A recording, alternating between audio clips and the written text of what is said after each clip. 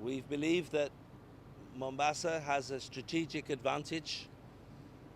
We have an excellent new terminal which the port authorities have invested in. We have an active tourism authority here which we believe in.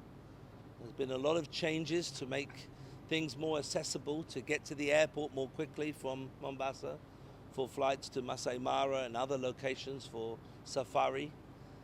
And Mombasa will be the main destination for safari for cruise lines. And they will have the opportunity to visit the great savannas and areas for safaris and to see the wildlife of Kenya. This attracts many people all over the world, and we believe with a proper strategy and a cohesive strategy, working with the region as a whole, we can make this a reality. What's important is that we realize a cruise has many ports of call, not just one. So it's important for Mombasa to collaborate and integrate with all the ports of the region. So we create an attractive region and an attractive itinerary. And then we differentiate Mombasa towards the safari options and to the options of mainland Africa. And this will be the main destination and attraction here. So we're very excited. This particular ship, Marco Polo, is historic. It's one of the first ships actually to call to Kenya ever, and it's always been traveling around. The guests here are mostly from the UK or British speaking. The ship has come on a journey right around Africa, and it left from Bristol, was its original port of call, and it's gone all the way around to the South Africa, and it's come up through the Mozambique Channel, went to Mayotte, and from Mayotte to Zanzibar, and then here now to Mombasa. And then it will continue on to Seychelles, the Maldives, Sri Lanka, India, Salalah in Oman, and then up through the Red Sea, through the Gulf of Aden, up through the Red Sea, through the Mediterranean, Eastern Mediterranean, and then after Malta, then back to Bristol. This ship, while in Mombasa, has taken the exceptional stance of staying here overnight.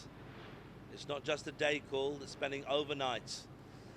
This gives all the passengers the opportunity to spend more time in Kenya, to see all the things that, from not just Mombasa itself, but to experience an overnight safari. And this is a great way to generate wealth to the community of Mombasa and to Kenya as a whole, allowing ships to stay overnight and people to spend more time to see the destination. And hopefully many of them will return for land-based vacations. This is the first call in the port, and we're here to confirm that indeed Kenya and the port of Mombasa is ready for cruise tourism. We want to thank Mr. Grant Holmes and the captain for coming to Mombasa, for calling on Mombasa Port. And in fact, we want to say that we are now planning to have an MOU, Memorandum of Understanding, so that in future, Mombasa is part and parcel of the cruise terminal circuit. We have the port health, they're on board. Before any passenger disembarks, there's very rigorous screening on board. I myself have gone through it even before I went in. But at the Port of Mombasa, we've already issued a circular, and we've issued regulations and guidelines on how to treat suspects in line with the provisions of the Health Act. Where we suspect that there is an incident, we have got facilities to quarantine you, and thereafter we've got experts, even at the port, who are able to diagnose and treat, and eventually either transfer you to medical facilities in Mombasa or out of Mombasa. But I want to report that we've not had any incident since, yes, at least as far as I'm concerned, we've not had any incident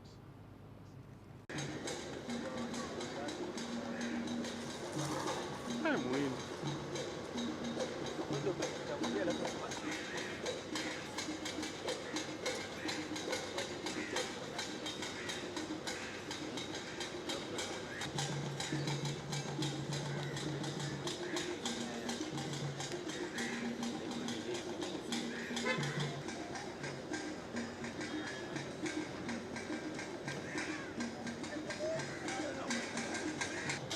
Ni ya kwanza kudoka hapa kwa iko terminal. Bwana, hajawahi.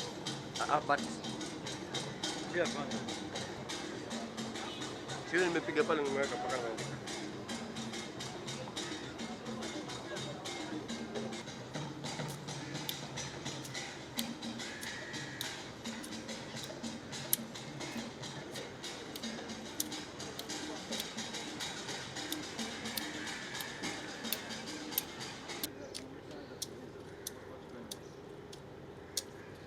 Kama kulinganisha milioni.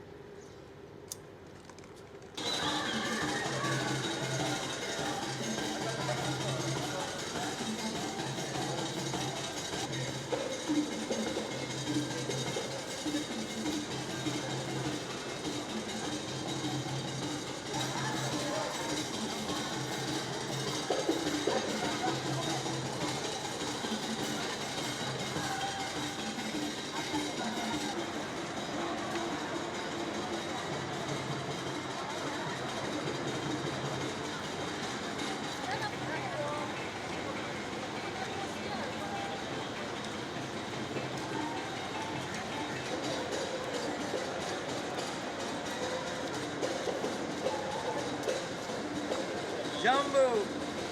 Well,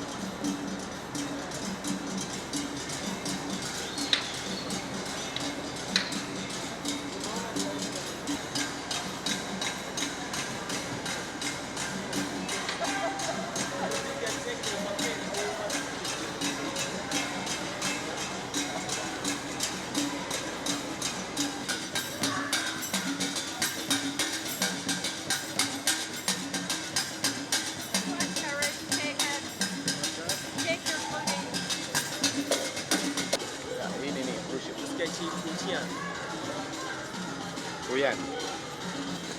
Wuhan.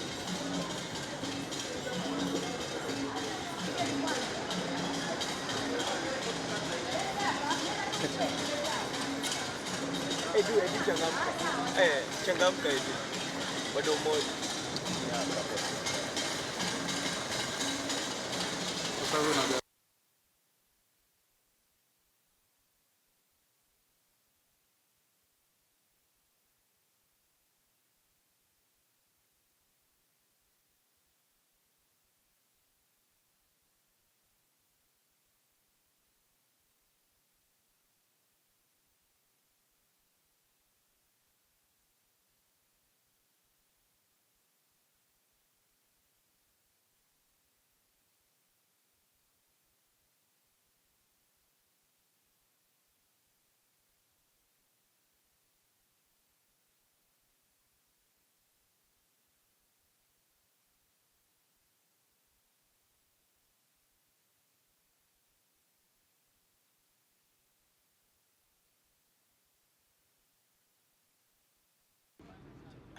So we'll make it short. Eh?